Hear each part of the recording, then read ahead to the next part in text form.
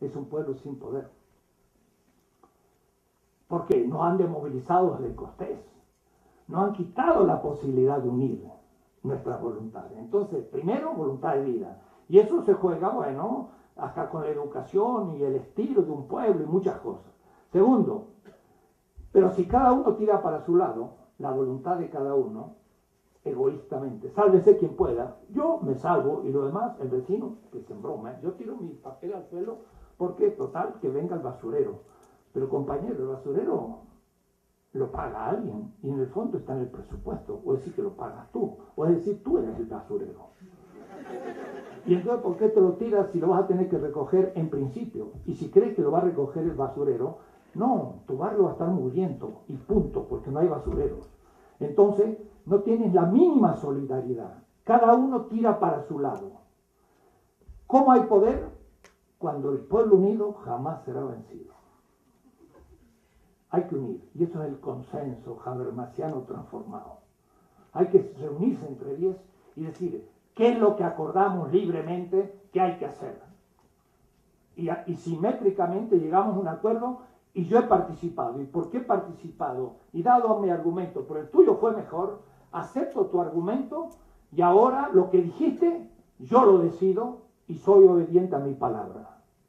Entonces, yo estaba saliendo del aeropuerto y había uno que estaba ahí mirando si uno pasaba bombas o no pasaba bombas, o lo que uno pase. Y entonces le digo al empleado ahí, está muy bien, lo hemos puesto para eso. Entonces me miró, sí, yo me obedezco al obedecerlo a usted. Me volvió a mirar. Digo, ¿usted cree que usted me va a obligar porque es la autoridad? No, nosotros hemos decidido que usted es la autoridad y yo lo tengo que obedecer porque me obedezco a mí mismo. Me quedó mirando y ya, ¿qué habrá dicho este? Y yo seguí. Pero tenía el gusto de poder quedarme tranquilo. No hacerle creer que me estaba revisando porque él era la autoridad y yo un cualquiera. No, yo lo puse a él para que me revisara. Y me obedezco a mí mismo, si es que lo decidí. Entonces, el consenso, que es la legitimidad, y por último, cuando se institucionaliza, es la democracia, es el soldar como unidad la voluntad de vida de una comunidad. Cuando la gente quiera vivir, pero a su vez, eso que hace, se siente solidaria porque ha participado, entonces ahora sí tiene poder, pero le falta la tercera, los medios. Porque si es un pueblo muy pobre, no tiene ni para comprar misiles, tierra, aire, para cuando vengan los aviones del enemigo, le tiran un misil, tierra, aire y los explota. Entonces los Estados Unidos no podrían haber ocupado Irak si hubiesen tenido 50.000 misiles tierra-aire. Pero bien que le impidieron que los rusos se los vendieran, porque si no los norteamericanos no podían invadir Irak. O decir que México podría comprar 50.000 misiles, que no es tan caro, y el Estados Unidos no podría invadirnos, porque le bajamos todos los aviones que envíen durante una semana. Podemos destruir al ejército más importante de la Tierra. Si tuviéramos un ejército defensivo contra nuestros enemigos, lo que pasa es que tenemos un ejército ofensivo contra el pueblo. Y compran aviones que son cosquillas para los norteamericanos, pero lo usan contra el pueblo. Compran helicópteros para trabajarlo contra el pueblo. ¿Para qué sirve un tanque? Para nada. Mejor una bazooka y usted explota el tanque. Pero eso lo puede manejar un campesino. Y cuesta menos caro que un tanque. Eso hablaba yo en la escuela de guerra. O es decir, la voluntad de un pueblo unificada con medios, que significa una economía pujante, un pueblo satisfecho y con instrumentos para poder defenderse.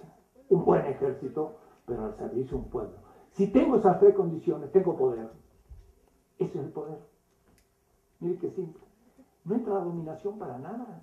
Al contrario, es la voluntad de vida democráticamente decidida con medios. Y los medios son esenciales, porque si no tenemos medios tampoco tenemos poder, porque no nos podemos defender. El poder, ¿dónde reside? El poder reside solo, en el único lugar, en la comunidad política. El Estado no es soberano. el único soberano es la comunidad política. Entonces ahí hay que empezar a entender cómo es el asunto. ¿Puedo cambiar el mundo sin tomar el poder? Dice Holloway. Digo, no. ¿Por qué? Porque el poder no se toma, se tiene o no se tiene. ¿Es fuerte o es débil? El poder se debilita, pero no se toma, porque es el pueblo mismo el que tiene el poder. Entonces, una dictadura de Pinochet, ¿qué hacía? Debilitaba el poder del pueblo. ¿Cómo? Lo dividía y hacía que no participara. Entonces yo abro la televisión y escucho Televisa, puros crímenes. Si tomamos tiempo, horario, segundos, van a ver que lo policial es el 80%. Que un crimen aquí, que un crimen allá, que un crimen. Que sí, que la calle es peligrosa. Entonces mejor me quedo en mi casa. Y entonces Pinochet o Televisa tienen la misma doctrina, es atemorizar a la gente. Entonces la gente temorosa se queda en su casa y deja que los otros hagan. Y lo que hagan va a ser el fetichismo de representación del Estado, que se cree soberano. No es nada inocente todas esas policiales de Televisa. Crean un clima de imposibilidad de la participación por temor a salir a la calle. O hice el país si tengo los millones de entrenador del Tri, que es otra manera de quedarme en la casa, pero no salir a la calle mexicana. Entonces, yo llamo potencia a eso. Potencia como posibilidad y como fuerza se da en el pueblo, en la comunidad. Pero la comunidad tiene que crear instituciones. Y si no crea las instituciones, la potencia se queda en potencia y no es real. Es como Marx. El obrero es trabajo vivo. Pero si no tiene medios de producción y no se le paga un salario, su trabajo vivo es pura posibilidad, pero no es real. Los Grundrisse al comienzo. Entonces el capital le da la mesa, no, le da la madera y los instrumentos y le paga un salario para hacer la mesa. Entonces lo que es la posibilidad se hace Tepiscai, actualidad. Se pone a hacer la mesa. Bueno, lo mismo es el poder. El poder en sí, en la potencia,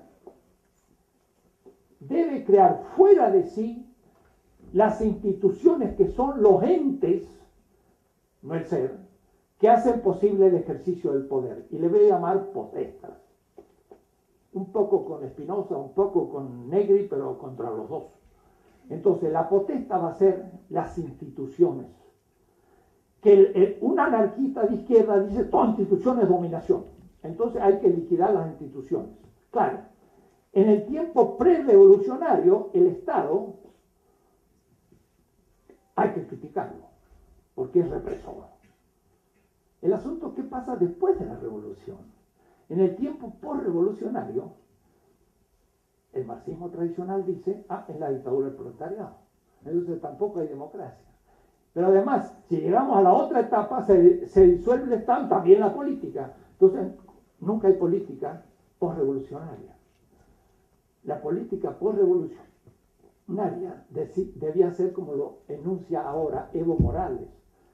Evo Morales tiene mucho más experiencia que Carlos Marx en política. Claro, era un sindicalista de la coca, se movió, formó un partido, ganó las elecciones y arrasó en la tercera elección. Una experiencia política tremenda, más no tuvo ninguna de esas. Vendría y diría, colaboraría con Evo Morales para ver cómo. Y está en la etapa, no es postrevolucionaria, porque todavía no ha disuelto el Estado ni ha disuelto el capital, pero está haciendo unas transformaciones radicales. No es postrevolucionario, consejo, pero está actuando políticamente, pero con una visión positiva. Y él dice, ejerzo un poder obediencial. Y ahí da la tecla.